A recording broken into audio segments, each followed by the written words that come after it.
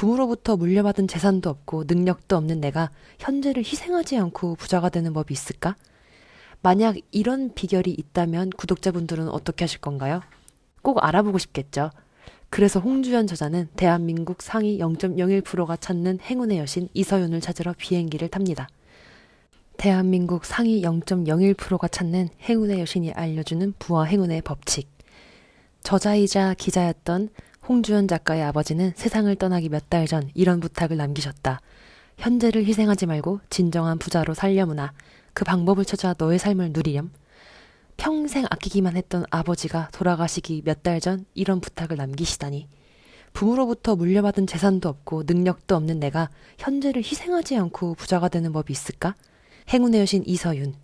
그녀의 할머니는 중국인들을 상대로 포목 사업을 하며 사주와 관상에 능했다. 중국 상인들은 거래에 앞서 상대의 사주를 보는 관례가 있었고 그렇게 익힌 운명학으로 손주들의 운을 살펴보던 중 할머니는 깜짝 놀랐다고 한다.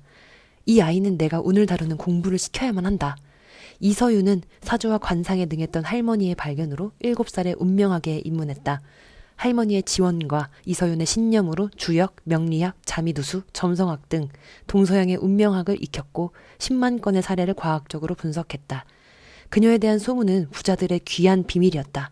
이미 고등학생 때부터 자신을 찾아오는 부자들의 자문에 응했고 이후 연세대 경영학과 서울대 행정대학원에 진학해서 공부했으며 미국 유럽을 오가며 세계 각지 운명학 대가들과 교류했다.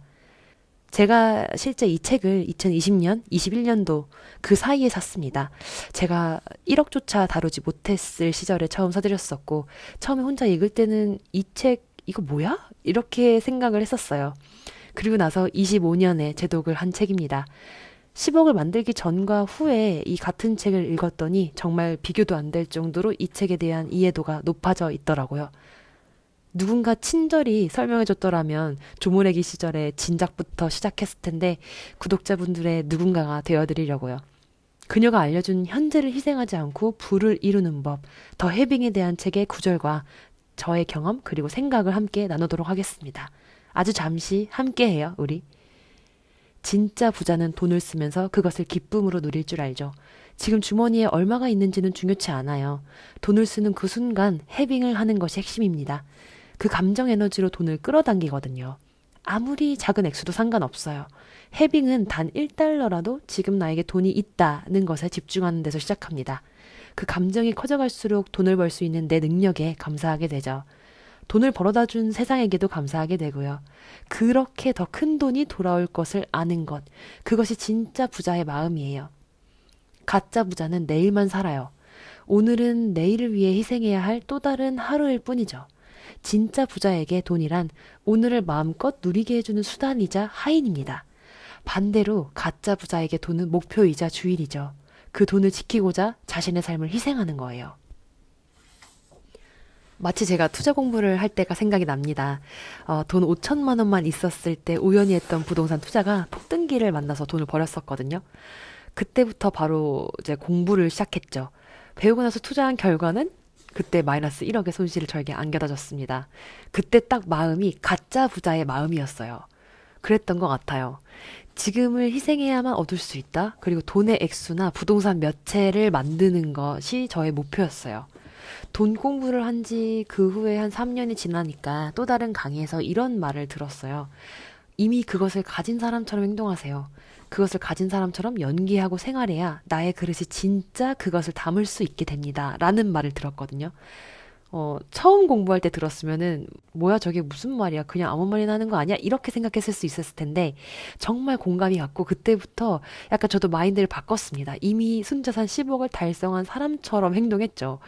그래서 이미 나는 돈 공부를 한 지 좀 됐고 언젠가 느리지만 될 거라고 믿음이 좀 크긴 컸어요.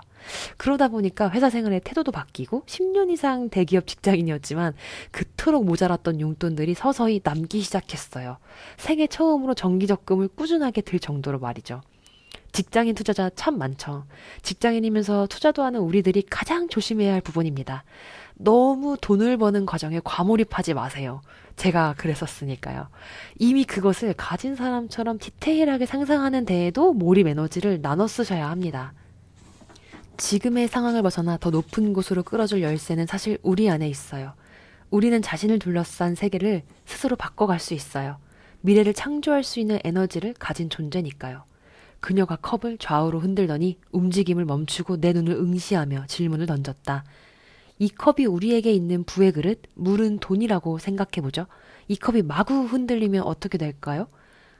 물이 흔들려서 밖으로 나오겠죠? 마음의 그릇도 마찬가지예요. 물컵이 갈팡질팡 흔들리는데 재물이 온전히 담겨 있을 리 없죠.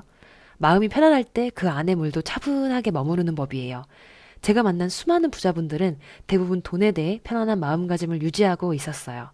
부자여서 마음이 편안한 것이 아니라 돈에 대해 가지고 있는 편안한 마음이 그들을 부자로 이끌었죠. 이거는 김승호 회장님의 돈의 속성에서도 비슷한 말이 나와요.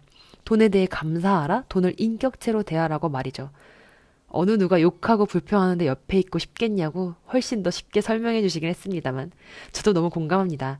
돈에 대한 태도를 바꾸는 것이 정말 저도 제 소비 생활에서 큰 역할을 했어요. 그러고 보니 알리바바의 마윈 회장도 기분이 안 좋다라고 말하는 법이 없다고 해요. 대신 마음이 편안하지 않다고 한다네요. 혹시 마윈도 돈에 대해 편안하게 느끼고 있는 걸까요? 내 질문에 서윤의 얼굴이 환하게 밝아졌다. 네, 마음이 편안하지 않다는 말은 결국 편안한 상태로 돌아가겠다는 의지의 표현이에요. 우리 뇌는 부정문을 인식하지 못하거든요. 해당 단어에서 떠오르는 이미지만 입력하죠. 예컨대 편안하지 않다고 생각하면 뇌는 편안만 입력하고 반대로 짜증이 난다고 하면 짜증만 각인시키는 식이죠. 이렇게 볼 때 마음이 편안하지 않다라는 말은 결국 편안한 상태가 본인에게는 가장 보편적이고 기본적인 마음가짐이라는 뜻이에요. 맞습니다. 결국 해내는 사람들의 원칙이라는 책에서 뇌과학적으로 이 부분을 다룹니다. 제가 25년도에 읽은 책인데 뇌는 부정어를 인식하지 못하고 입력된 단어 위주로 세상을 왜곡되게 본다고 합니다. 쉽게 말해서 마치 네이버 검색창에 우리가 원하는 정보를 입력하고 그것에 관한 정보만 보게 되는 것처럼 말이죠. 그래서 내가 하는 말이나 내가 주로 접하는 것들이 얼마나 우리의 미래에 큰 영향을 미칠지 우리 구독자분들도 상상이 조금 되실까요? 과거를 정의하는 것은 현재예요. 지금 깨달음을 얻는 데 도움이 되었다면 그 과거는 가치 있는 재산이 된 셈입니다. 게다가 감사함은 더 큰 행운을 불러들이곤 하죠. 행운의 과학은 성공해서 행복하기보다 행복해서 성공하기를 가르치거든요. 선물을 사는 순간 저를 위해 돈을 쓸 때보다 훨씬 더 충만한 행복감이 느껴졌어요. 말 그대로 완벽한 해빙이죠. 맞아요. 바로 그거예요.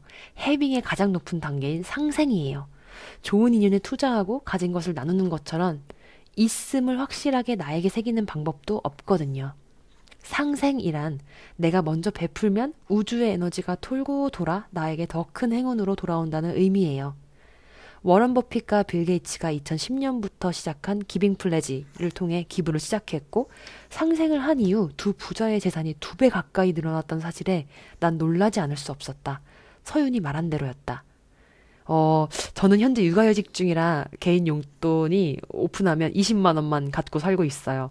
그 꾸준하게 만나는 저의 귀인 모임에만 돈을 쓰다 보니까 20만 원으로 귀인들의 생일 선물, 모임 갯돈도 다 하고 지내고 있습니다. 신기하죠? 육아라는 특수한 상황에 저를 조금 더 돈을 좋은 쪽으로 쓸 수 있게 만들어주는 것 같긴 해요.